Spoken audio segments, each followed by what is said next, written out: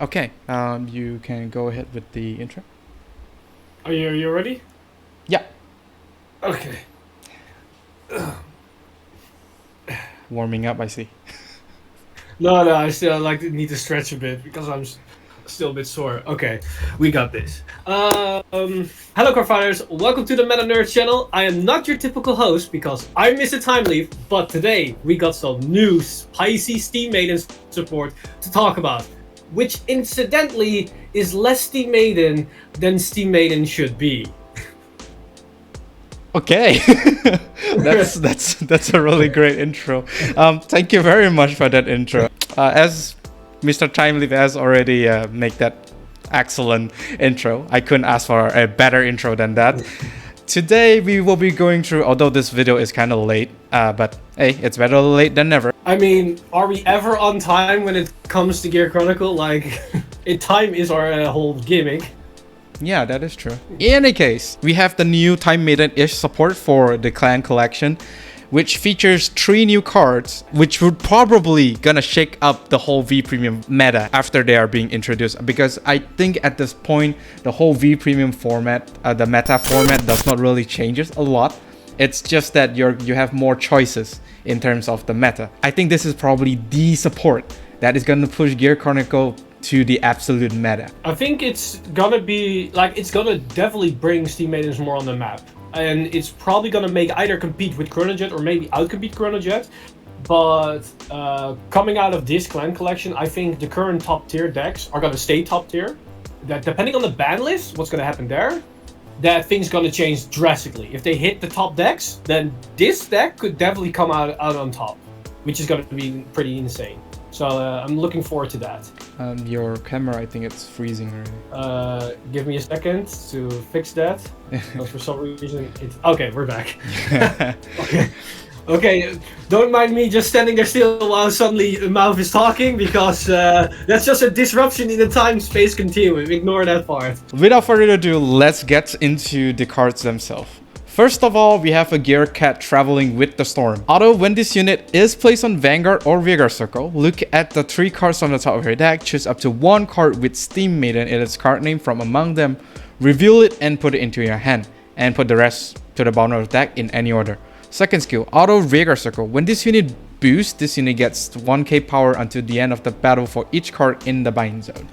So this card is basically free. Like, just call him out, review top 3 to check to basically get any Steam Maidens, which at this moment I think there's quite a few. We have 1 grade 1, 2 grade 2s, and a grade 3, and of course Uluru as the grade 0, all being Steam Maidens. Now, important note to effect here for any observant among us, this card is not a Steam Maiden. So, and that's something we're gonna see more often here today. But besides that, it's just a free plus. And in most cases, you'll probably hit decently with it. It's not 100% consistent, but I think a free plus on the top check top 3 is fine. And also the extra 1k power can definitely be making every column like a 23 column at the bare minimum, which is very important because Steam Maiden had the issue that it couldn't hit over defensive triggers easily. With this card, it's going to be a lot easier to make that, which honestly is just great. And in combination with the grade 2, we're going to talk about it in a second, then this card becomes even better because then you don't mind the fact that it's not as consistent because it's just free value overall.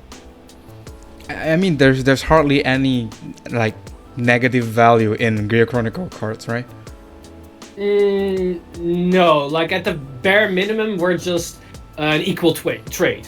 At the very least, the playable cards. Like, we have cards that are very underwhelming, but we just don't talk about them and we ignore those. But the playable cards all just are either just equal value, but they increase consistency, or they just plus you outright. And we have a lot of those. How high of a number do you think this card will be getting, like, into the first grade 3 turn or the second grade 3 turn? It's hard to gauge with the new support because I haven't playtested the new cards as effectively, but from my experience from the old support, usually you sit around like 4 to 5 cards in your bind zone on average on your very first grade 3 turn or your second grade 3 turn, and that's usually where you float around. There are like outliers where I had games where I have 7, 8, 9 cards in bind zone, but I would say to put a number on this on a more consistent rate, it's very likely that this thing will get plus 5k power, which is great because it makes 23k column with any grade 2, which is the number that we're looking for.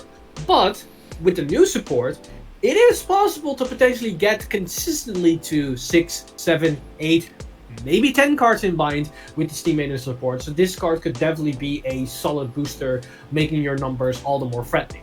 And funny enough, you're probably going to use this on your rearguard columns, because we're going to see that in a second with the grade 2. There's a possibility you can get this thing behind the Vanguard, and then with the grade 3 already getting plus 3k power on every bind, now that column is 21k and gets 4k power for every bind. So that means that Vanguard column is going to hit massive without any hiccups.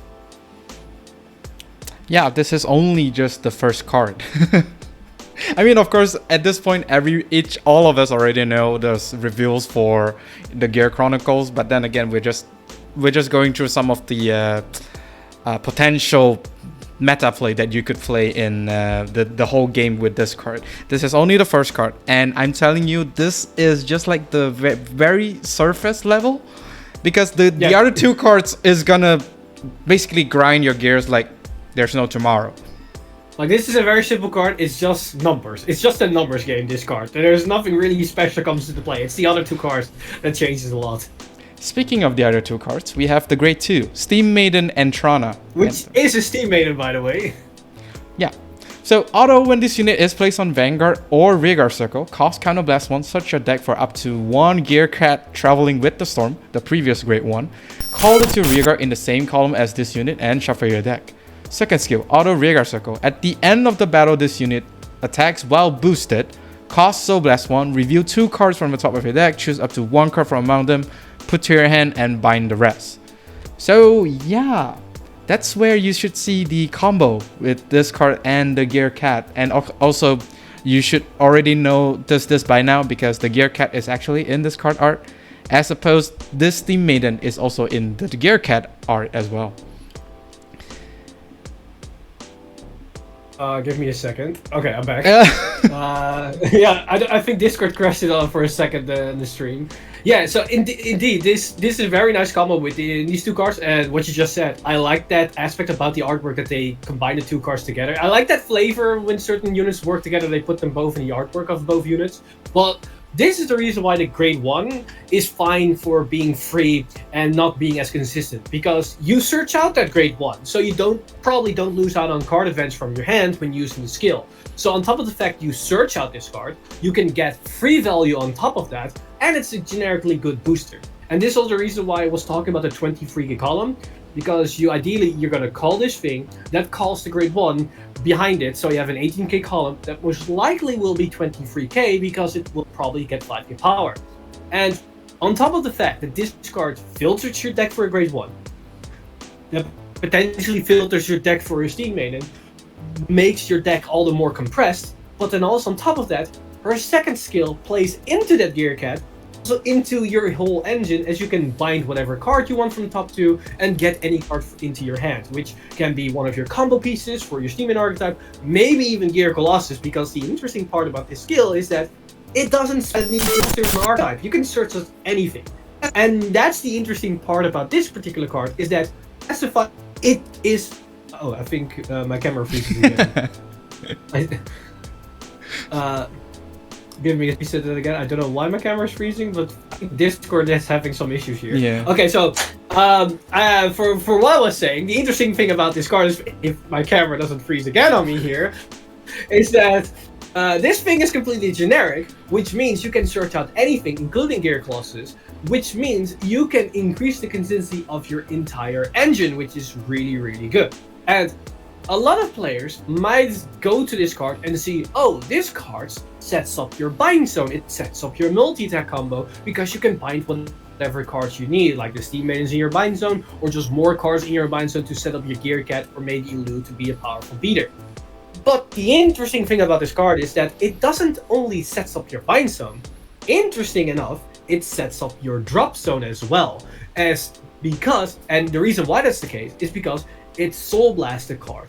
And the problem that we had with the Steam Maiden archetype before this card is that if you write the Steam Maidens on your Vanguard Circle, which in certain cases you wanted to do because of their effects, you don't have them in your bind zone anymore because you need to get another copy in your hand to be able to bind them or get into the drop zone. And we didn't really have good soul blessing skills to begin with. And with this particular grade 2, we now have that soul bless skill in archetype, which can be searched out, which means you can now set up your bind zone, set up your drop zone that can then interact with cards like Uluru, and Uluru that use your drop zone to bind those cards to get more value. So this card is insanely goodly designed for the archetype because it sets up your bind, it sets up your drop, it's a solid filter card for your from your deck, it sets up a powerful column, and on top of that, it's just a generically good beat that also pluses you at the same time. So I cannot ask for more. And the interesting part is, I still get more, because as we already addressed, this card is generic. And not generic in the sense that you can filter for any card from top to deck. Just read the skill again, and you will realize this card can be played in any deck out there. Yes, the Gear Cat use Superior Call is useless for the search in a non-Steam Maiden deck, but you don't really need that search to validate the value of this Superior Call, because the Gear Cat can just be a booster that gets a little bit more power. But at the same time, this card, any non-Steam Maiden deck, is essentially, it reads as follows: on attack, Soulless 1, check top 2, draw one of those cards, and remove the other card from your deck. Which means it's just a +1 that tutors. And that sounds awfully familiar, like Cruising Dragon for ZTB at the end of G-Era. And everybody knows how insane that card was, and this is essentially that, but then generic. Which honestly is pretty spicy to me. Yeah, this is only on V Premium. Imagine the implication of this card in Premium. Yeah, exactly. Ooh, okay. I think all of the Gear Chronicle players are gonna have a field day with this card, because it does a lot for a one Counter Blast 1 and a Soul Blast 1. You're able to do so much stuff. Woo. Really, really good. And interesting enough, it also wait, give me a second. I see that my camera freezes again. Also, while the topic on Premium, just a small tidbit, because it's in theme and I need to talk about this. This card, funny enough, interacts really nicely with the new Slishma Stride, because you can use your effect, use the Soul Blast, because you can Superior Call the grade 1 from your deck to have a boosting, because she needs to be boosted to activate her skill, but she fulfills the condition on her own. So you might think to yourself, how does this interact with the Slishma Stride? Because you can bind her and then call her back. You don't have a booster behind her to then activate the skill again. Funny enough, read her first skill again, it just says when placed. So once you get replaced from Slishma, you can use her effect again to filter another grade 1 from your deck, to then have another boost to get another effect of her second skill to just set up. And at the same time, her on-attack skill that binds cards also sets up Slishma in Premium if you don't really have a bind engine. So that's also a really nice interaction with Slishma. Yeah, very nice tidbit. Yeah. In any case, yeah, I mean, we can go hours and hours on discussing this card's implication, but yeah, we're actually on a YouTube video, and I don't want the video to be too long. You can always check out MrTimeLeap's channel, and I think he will be covering like all of the potential combos that you could make in Premium as well as V Premium. Do check MrTimeLeap's channel out when those videos drop. And with that being said, let's move on to grade 3. Oh, grade 4. Yeah, it's a different grade. Retroactive Time Maiden Uluru. Now, the first very important part for some among us. It says Time Maiden, so it's the Steam Maiden once again, guys. Yeah, he actually caught me when we're going through my materials. Vanguard players can read. She has a whopping 3 skills. Auto, when this unit is put on Guardian Circle, bind a unit card from your drop or put it on the bottom of your deck, and this unit gets shield 25k until the end of that battle. Auto drop zone. When your Vanguard is attacked, discard a hue trigger from your hand and call this card to Guardian Circle. Third skill. Auto, when this unit is retired from Guardian Circle, bind this card. So yeah, like this is basically just this is a card. This is a card. This is a card. I mean, that explains why she's getting the special VSR rarity. I mean, this one card is gonna change the meta for Gear Chronicles as well as the whole top decks by a landslide. I think it's just from my experience, but yeah, I think this card is probably what all of Gear Chronicles deck needed. I think from all the cards we've seen so far, this is probably the card that has the most implications on the format, because on first glance, this looks like, oh, it's neat. It's 25k shield that binds itself that you can recover from drops. It's like a mini G-Guard in V Premium. But once you start to analyze what this actually means, there's a lot of implications about this card existing specifically for your Chronicle. Because essentially, you can summarize her skills in a couple of ways. She is essentially a 25k shield from hand that then binds herself so you cannot reuse her effect. And it also binds a card or potentially puts a card on the bottom of the deck, which is very important because it doesn't specify trigger or non-trigger. So this can put back heal triggers or whatnot back to the deck, just like her original counterpart in Giera, which is a very interesting homage to the two.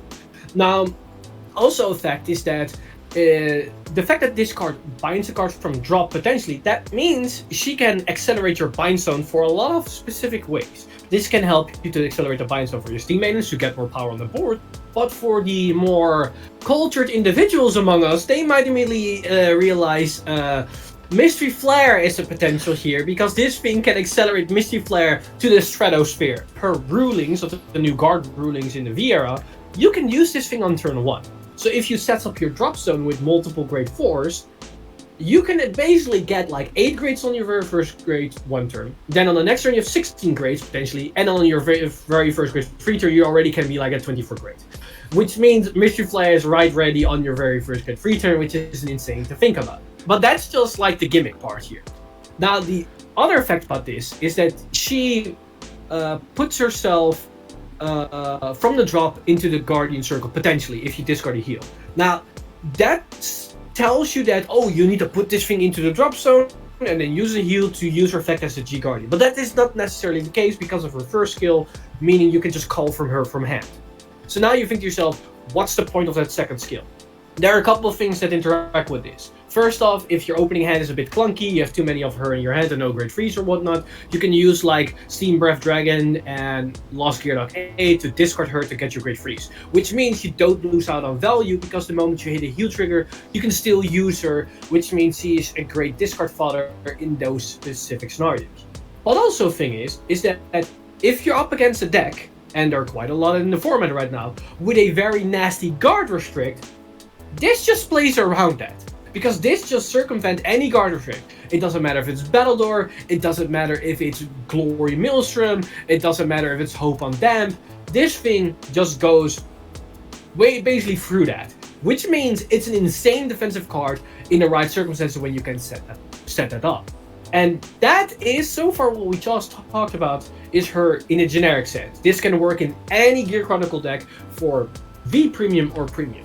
But then, if we take a look at the Steam Maidens specifically, the Steam Maidens have another trick up their sleeve, because they can essentially combine both what I just said into one entire engine.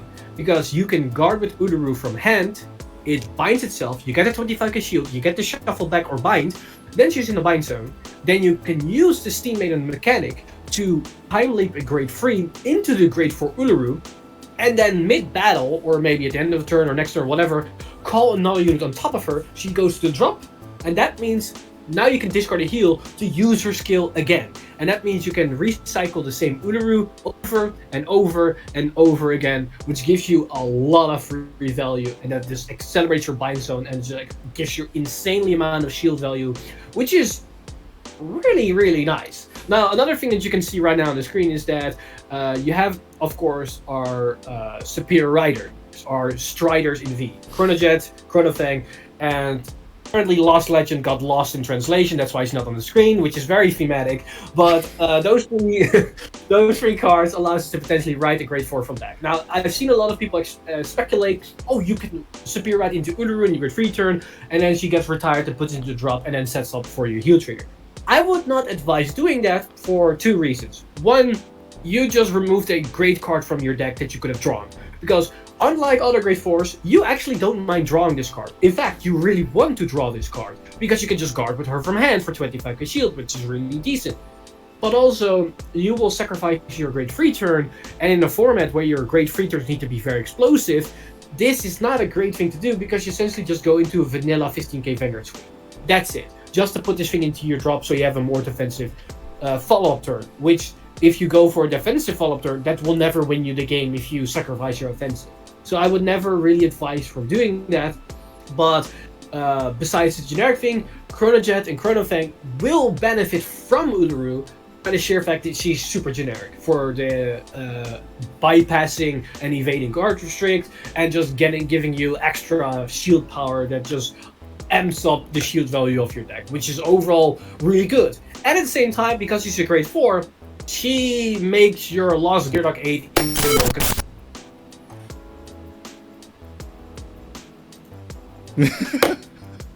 And that's basically my TED talk on the Grade 4 Uluru. Also, again, this is just talking about the Premium. I'm not even talking about Premium, because for Premium there's a whole different what's the saying here? A whole I don't know if there should be a saying that I just now forgot. It's a whole different cakewalk. That's what it was. What I meant to say. Can you hear the gears grind from over here? I mean, I can hear it from where I'm staying. In any case, yeah, this is Grade 4 Uluru. And I really like there's one meme where we have all of the guard restrict skills slapped into one side, and then Uluru is just like, nope. Yeah, nope. I just we don't have that here, not in our church. In any case, that's all for the cards that is being introduced. I mean, the other reprints does not really like impact a lot, if I'm not mistaken. Let me double check what the reprints were again, because I know we have like I think we get a promo that we never got before, and then two, I think Lost Gearlock 8 was one of the reprints. Oh, that's really nice. Wrong. Let me double check this before I make the wrong assumption. Okay, so the reprints we have are Chronojet. Oh yeah, Chronojet Dragon for some reason. I think just for Uluru. I mean, I don't mind it because the new artwork for Chronojet, some people really liked it. I think it's a nice artwork, and I would definitely include it in my collection. But the other two were, of course, was indeed Lost Gearlock 8. I think this is a nice inclusion. To me personally, this doesn't really mean anything because I already had 4 copies of the original client collection. But for anybody that missed it, it's a really good card and synergizes very nicely with Uluru. And then the final one was the Steam Performer Kaloom, which is essentially a promo import that's a V Premium version of Hatred Round, which sounds very powerful. But in my opinion, it's an unplayable card because the cost and conditions were ridiculous on this card. So yeah, in terms of the reprint, to me personally, that they are kind of whatever. But maybe for a new player that really wants to get into Chronicle, Chronojet Dragon and Lost Gearlock 8 are nice. Okay, let's get into the sample deck that the MrTimeLeap has been grinding his gears on. So as opposed to the previous deck list that we have for solely Ilu, in the previous one we actually see a lot of like 1-offs, 2-offs of the deck, but here we actually don't really see that, and we might need some of your wisdom in understanding this deck, because the whole of Steam Maiden is actually a really too boxy playstyle, so it's very surprising to not see like a lot of 1-off or 2-offs. Yep, go ahead. There are 2 reasons for the fact that this is a more like fully built up deck instead of like a lot of two boxy 1-offs, and that's one of the reasons being this is essentially just a base build for people to start off. Like this is what I would advise. Just start with this list, play the deck, feel it out, and then from that point go onwards to maybe change the ratios and add cards to your specific playstyles, because maybe for Ulurus it's a bit too much. Like as already explained in this video, the Steam Maiden archetype can recycle the Ulurus over and over again, but at the same time you want to have at least one Uluru, and Lost Gearlock 8 synergize very nicely with her, which also means that Lost Gear 8 is more consistently active, which also means you will have more consistent access to your grade 3, which is also very important because if you miss your grade 3 ride, you're basically gonna die that game. So there are like a couple of things that I have come into place here that are reason why I up the value of certain cards. But I would just say this is just a basic build and just to experiment with. Now, the second reason why there is no clear one-offs in this particular build is because of the introduction of the new cards. It changes the way how the deck wants to function. Because in the previous build, we just had the grade 1, the grade 2, and the grade 3 that was an engine on their own that time leap into anything, which meant you had the space to throw in like one-offs and whatnot. But in this particular case, with the introduction of the new Gear Cat grade 1, specifically wanting to hit Steam Maidens, you want to run full copies of all of them, which means there's less space to get room for tech choices and one-offs. And then also, another important thing about the one-offs in the previous build is that I played Garuntar. And the reason why I played Garuntar was of the fact that that was a card that used Counterblast on turn 2 and also Soul Blast on turn 2, which meant I could Soul Blast my Steam Maiden right back into the drop zone to set up for my bind target, and I can use Counterblast in the early game so I could get the counter charge of Uluru. Those reasons to run those specific one-offs are now not necessary anymore with the introduction of the new grade 2, I believe her name was Entarana, because she does all those things on her own, being a Steam Maiden on top of that. Because she counterblasts on turn 2 when I ride her Recall to the Rigger Circle, which means I can counter charge on turn 3, but also more importantly, she Soul Blasts, which means she can set up my drop zone with the cards I ride, which then nullifies all the extra arguments I had for running all those one-offs. So the only reason I would run those one-offs from this point onward is specifically for their skills.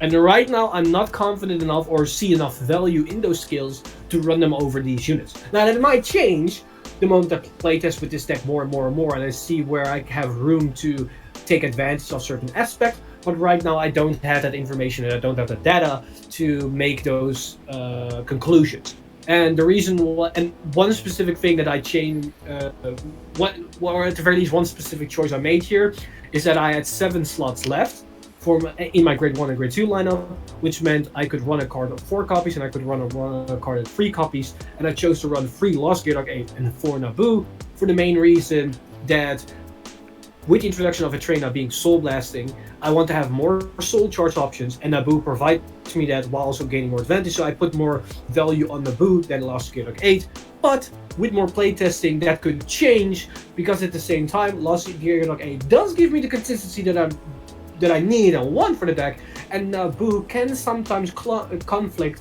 with the battle phase because you want to have a Steam Maiden in the front row, but also need Naboo in the front row to use a skill, and that can also conflict with the new grade 2 Steam Maiden that also wants to be in the front row. So there might be some confliction here with cards that want to be in the front row to use a skill.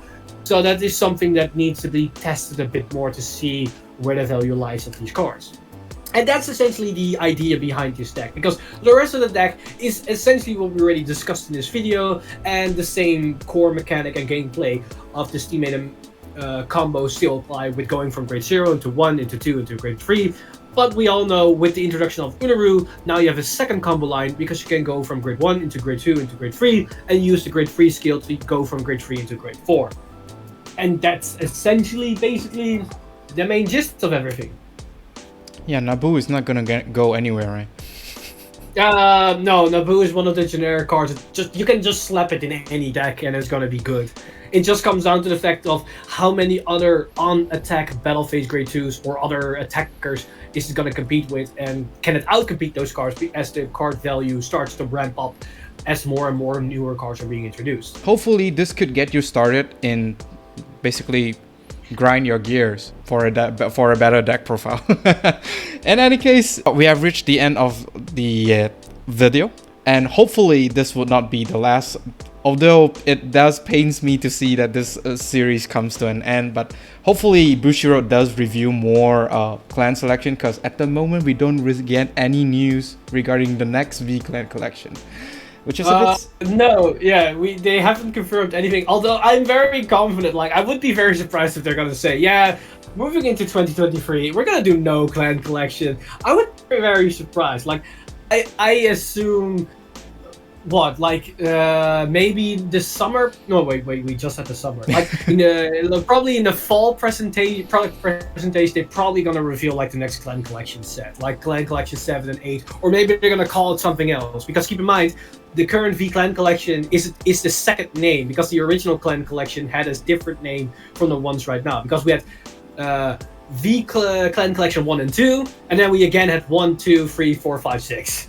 So we already have like 8 sets. So I assume for set 9 and set 10, we're probably gonna get something new.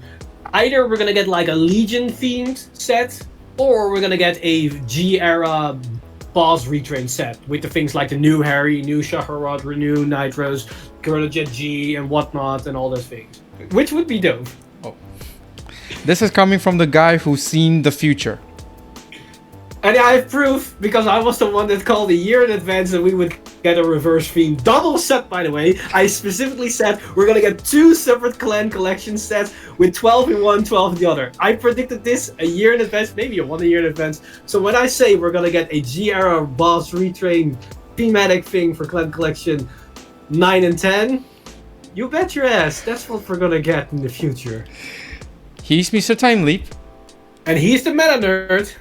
We'll see you in the next time.